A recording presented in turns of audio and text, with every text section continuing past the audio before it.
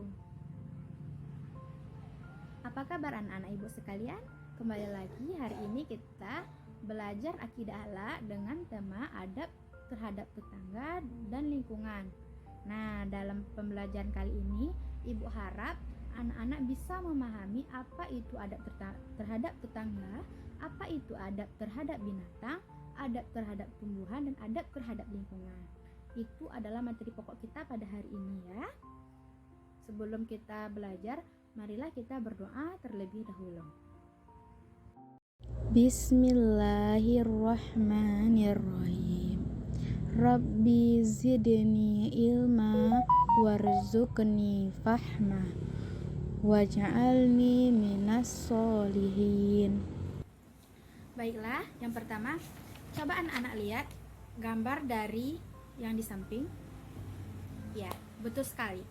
Yang pertama itu adalah gambar gotong royong. Kenapa sih kita harus gotong royong? Apakah gotong royong itu harus ada di masyarakat? Yang kedua, itu adalah gambar bencana banjir. Apa sih penyebab banjir? Kenapa bisa ada banjir di daerah tersebut? Kedua gambar di samping itu berhubungan dengan materi kita pada hari ini. Materi kita yang pertama yaitu adab hidup bertetangga. Sebelumnya kita harus tahu dulu tetangga itu apa sih? Ya, tetangga itu adalah orang-orang yang tinggal dan berada di sekitar kita, baik itu yang seagama, satu suku, ataupun yang lainan suku, lainan status sosial ekonomi. Yang penting adalah lingkungan kita ataupun orang-orang yang berada di sekitar lingkungan tempat tinggal kita.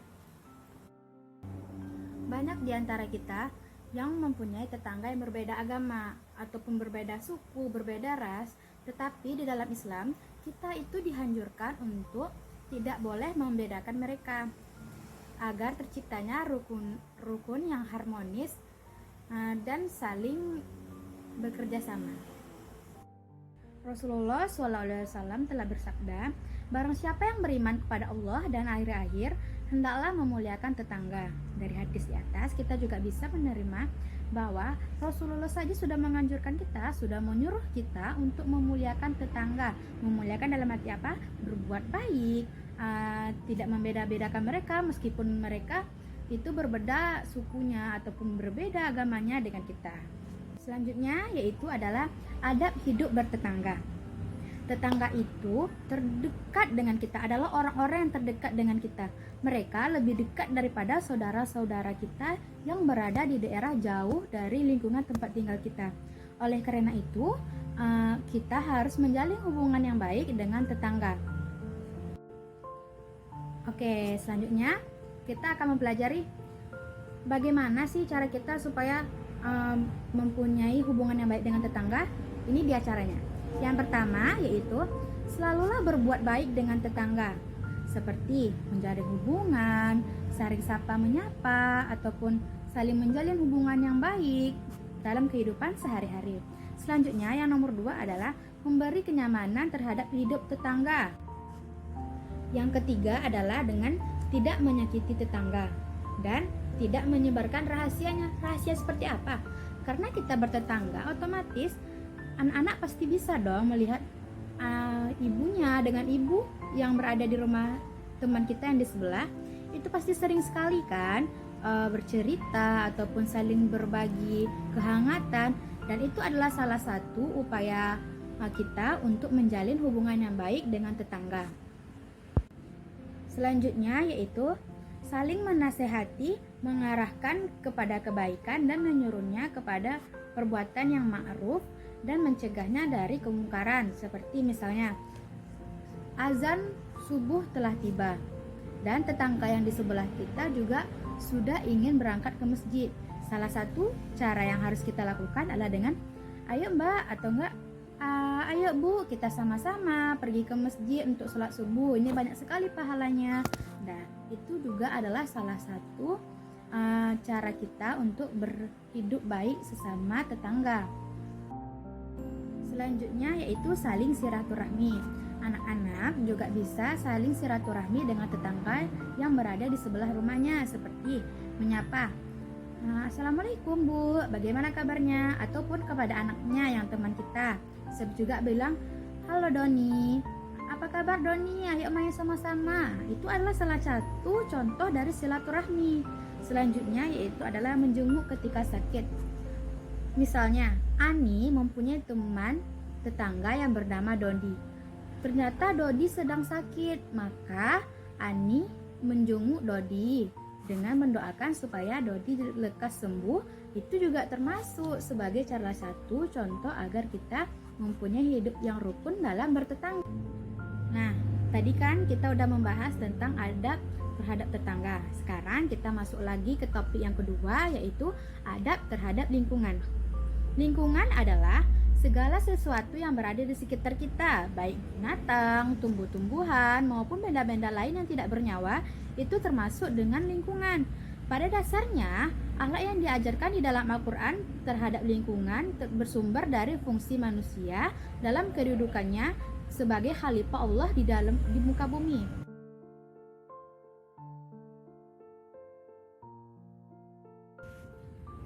Kekhalifahan itu menuntut adanya hubungan antara manusia dengan sesamanya dan manusia dengan alam.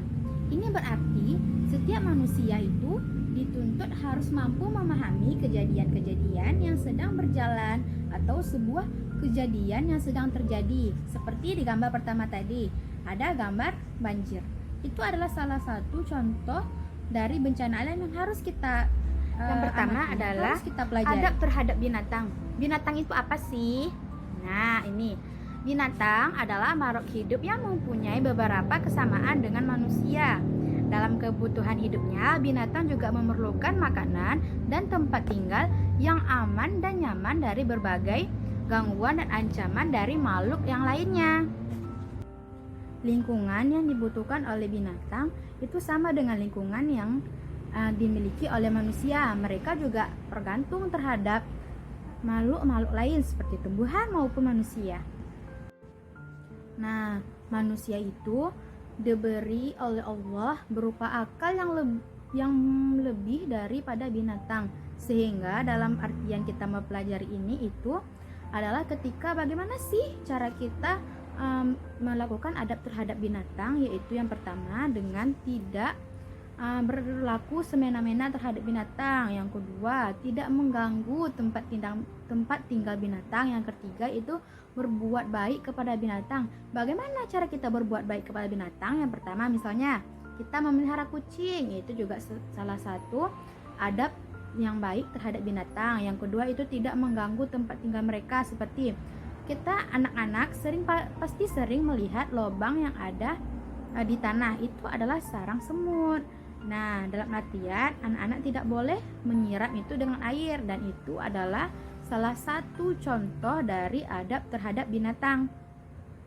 Nah, apakah ada contoh-contoh lain untuk adab terhadap binatang? Ada. Yang pertama, itu adalah misalnya tidak mengambil ataupun menyembelih hewan-hewan yang hampir punah. Di dalam negara kita ada beberapa hewan yang dilindungi seperti harimau Sumatera, badak, ataupun yang lain-lainnya. Nah, dalam artian di sini, jika kita mampu menyayangi binatang dengan baik, itu akan berakibat baik terhadap diri kita sendiri. Jika kita dapat menjaga binatang-binatang tersebut, maka generasi yang akan datang itu tidak hanya akan mendapat melihat gambarnya, tetapi juga dapat melihat langsung binatang-binatang tersebut. Yang kedua, yaitu adalah adab terhadap tanaman. Allah Subhanahu wa Ta'ala memberi kita tanah yang subur, sehingga apa yang kita tanam itu akan memberikan kita pohon berdaun, kemudian berbunga dan berbuah. Banyak sekali buah-buahan yang bisa kita tanam, ataupun sayur-sayuran yang bisa kita tanam, ataupun tanaman-tanaman lainnya seperti bunga ataupun sayur-sayuran di sekitar kita. Kita bisa menanamnya dan akan tumbuh ataupun akan berbuah dan akan bisa kita panen. Nah, itu adalah salah satu dari kemuliaan hati Allah yang memberikan kepada kita tanah yang subur. Tumbuh-tumbuhan itu sangat bermanfaat bagi kita. Dan anak-anak pernah pasti lihat kan pasti pernah melihat kan? Ini adalah foto dari pohon yang rindang. Nah, pohon-pohon tersebut itu bisa menyaring udara, atau dalam artian anak-anak pasti pernah kan belajar di pelajaran IPA? Ya, pohon itu bisa menyaring karbon dioksida menjadi oksigen yang sangat berguna bagi makhluk hidup seperti manusia dan hewan. Ternyata sampai sekarang masih banyak sekali manusia yang kurang bersyukur terhadap lingkungannya. Apa itu contohnya? Yang pertama itu dengan menebang hutan secara sembarangan. Apa akibat dari menebang hutan sembarangan? Tadi yang kita sudah bahas dari awal, itu adalah bencana banjir. Ya, banjir itu juga dihasilkan oleh salah satu akibat dari penebangan bebas yang berada di hutan. Nah, itu salah satu tindakan yang paling buruk terhadap lingkungan kita, terhadap tumbuh-tumbuhan. Itu adalah salah satu adab yang paling buruk, dan itu tidak boleh kita lakukan. Banyak sekali bencana ataupun masalah-masalah yang terjadi akibat ulah manusia tadi. Seperti yang pertama yaitu adalah tanah longsor. Kenapa bisa ada tanah longsor? Itu karena adanya penebangan liar yang ada di hutan, sehingga ketika hujan ataupun ketika ada suatu masalah, maka tanah itu bisa terjadi longsor. Dan yang kedua yaitu adalah kebakaran hutan. Kenapa sih kebakaran hutan juga perbuatan dari manusia? Iya, karena mereka juga bisa menebang hutan sembarangan kemudian membakarnya, ataupun mereka nanti membakarnya. Kan hutan itu mempunyai tumbuhan yang sangat banyak. Ketika tumbuhan itu ditebang dan dibakar, maka akan terjadilah polusi udara ataupun kabut asap. Ya, dulu kita juga pernah kan mengalami kabut asap di Riau. Dan itu juga adalah salah satu contoh dari kebakaran hutan. Dan selanjutnya yaitu adalah banjir. Kita sering kan menyaksikan di TV banjir di mana-mana. Itu banyak terjadi di kota besar sekarang. Karena apa? Karena di kota besar itu jarang sekali ada tumbuhan. Tumbuhan itu bisa menyerap tanaman. Ketika tidak ada tumbuhan, maka akan terjadi banjir. Belum lagi sampah-sampah di sekitar mereka yang mempunyai pemukiman yang kumuh. Selanjutnya yaitu adalah kekeringan. Bencana kebanyakan terjadi di musim kemarau. Kenapa? Ya, karena tidak ada lagi tumbuhan di sekitar mereka, maka akan terjadi kekeringan. Selanjutnya, Allah menyuruh kita untuk berbuat baik terhadap tanaman. Jika kita tidak berbuat baik, maka akan timbullah bencana-bencana seperti tadi, dan itu juga merupakan salah satu peringatan dari Allah untuk manusia yang tidak menjaga adab terhadap tumbuh-tumbuhan. Selanjutnya ada yang bisa kita lakukan untuk menjaga kelestarian alam dan tanaman yang terdapat di sekitar kita.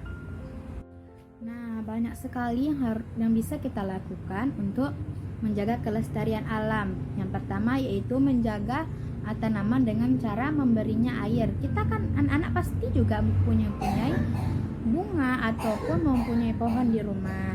Nah, itu juga harus disiram. Itu juga salah satu upaya untuk melestarikan alam loh. Yang kedua yaitu dengan memberinya pupuk secara teratur. Kenapa kita harus mempunyai pupuk? Kenapa kita harus memberi pupuk terhadap tanaman? Ya, karena itu juga akan membantu tumbuhan agar tumbuh dengan subur. Selanjutnya yaitu melakukan reboisasi. Apa itu reboisasi? Reboisasi itu adalah penanaman kembali terhadap hutan yang gundul. Selanjutnya yaitu membantu perkembangbiakan dengan cara pencengkokan atau akulasi penyamai bibit unggul. Selanjutnya tidak menebang hutan secara sembarangan. Nah, itulah pembahasan kita pada hari ini. Kesimpulan dari pembelajaran kita hari ini yaitu adab kepada tetangga, adab kepada hewan, adab kepada tumbuh-tumbuhan, dan adab terhadap lingkungan. Ibu berharap setelah kita mempelajari pelajaran ini, maka anak-anak bisa menerapkan ini dalam kehidupan sehari-hari ya. Ini juga bukan hanya sekadar anjuran, tetapi ini juga adalah perintah dari Allah. Jadi anak-anak harus bisa ya menetapkan adab-adab ini dalam kehidupan sehari-hari. Nah, untuk tugas selanjutnya, Ibu akan kirim melalui Google Classroom ataupun dari grup WA kita tugas-tugas yang akan Ananda selesaikan. sendiri dan akan kita kumpulkan di minggu depan. Nah, untuk anak-anak ibu yang ingin bertanya, silahkan tulis pertanyaan Ananda di Google Classroom ataupun di grup WhatsApp kita. Atau untuk lebih cepatnya, anak-anak langsung bisa menulis pertanyaannya di kolom komentar di video ini. Nanti pada pertemuan berikutnya kita akan membahas pertanyaan-pertanyaan dari Ananda. Dan jangan lupa untuk tugas yang telah Ibu berikan juga harus dikumpulkan ya. Itu adalah untuk penilaian mandiri kita dan untuk penilaian pengetahuan kita. Ya, jadi anak-anak harus tetap mengerjakan dan pengumpulan paling lama itu adalah hari Minggu depan. Nah, cukup sekian ya pertemuan kita pada hari ini. Apabila ada kesalahan, Ibu minta maaf. Wabillahi taufiq wal hidayah. Wassalamualaikum warahmatullahi wabarakatuh.